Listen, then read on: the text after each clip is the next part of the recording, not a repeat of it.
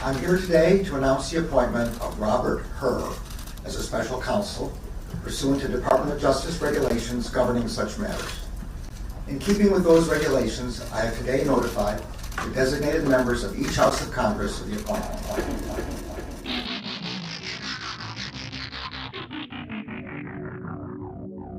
Hello and welcome to What the F*** Just Happened Today, your essential guide to the daily shock and awe in national politics.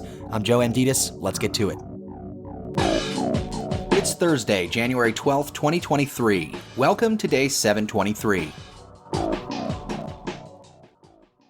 Attorney General Merrick Garland appointed a special counsel to investigate the classified government records that were discovered at Biden's private home and office. On the evening of November 4th, 2022, the National Archives Office of Inspector General contacted a prosecutor at the Department of Justice. It informed him that the White House had notified the archives that documents bearing classification markings were identified at the office of the Penn Biden Center for Diplomacy and Global Engagement, located in Washington, D.C.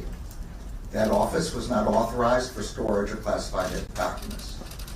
The prosecutor was also advised that those documents had been secured in an archives facility. On November 9th, the FBI commenced an assessment consistent with standard protocols to understand whether classified information had been mishandled in violation of federal law. On November 14th, pursuant to Section 600.2b of the Special Counsel Regulations, I assigned U.S. Attorney Lausch to conduct an initial investigation to inform my decision whether to appoint a special counsel. Biden says he is cooperating fully and completely with the DOJ's investigation, which is looking into how the classified information and government records from his time as vice president were stored. Republicans on the House Oversight Committee, however, said that the appointment of a special counsel would not stop them from investigating Biden's, quote, mishandling of classified documents, end quote. Biden said he was surprised to learn that classified documents were found at a private office that he previously used, adding that his lawyers voluntarily and immediately contacted the National Archives to return them once they were discovered. Trump, on the other hand, intentionally did not return his documents after being repeatedly asked by the National Archives to do so, forcing a standoff for months that ultimately led to a subpoena and an FBI search of Mar-a-Lago. Moving on, Kevin McCarthy suggested that the House of Representatives would consider expunging one or both of Trump's impeachments. While McCarthy wasn't explicit, he did say, quote, I would understand why members would want to bring that forward, adding, quote, and we'd look at it, end quote. McCarthy also expressed sympathy for the things that Trump went through as president. Trump was impeached twice, once in 2019 for pressuring Ukraine to investigate his political opponents, and again in 2021 for inciting the January 6th insurrection at the Capitol. McCarthy also defended George Santos, despite the freshman lawmaker admitting to lying about his background and multiple probes that are ongoing into his financial disclosures, campaign finances, and legal issues. McCarthy claimed that a lot of people here have fabricated parts of their resumes.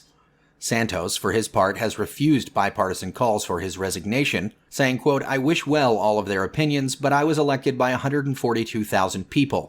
Until those same 142,000 people tell me they don't want me, we'll find out in 2 years, end quote.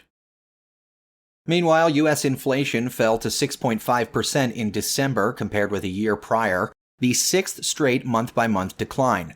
The annual inflation rate went down from 7.1% in November and a 4-decade high of 9.1% in June.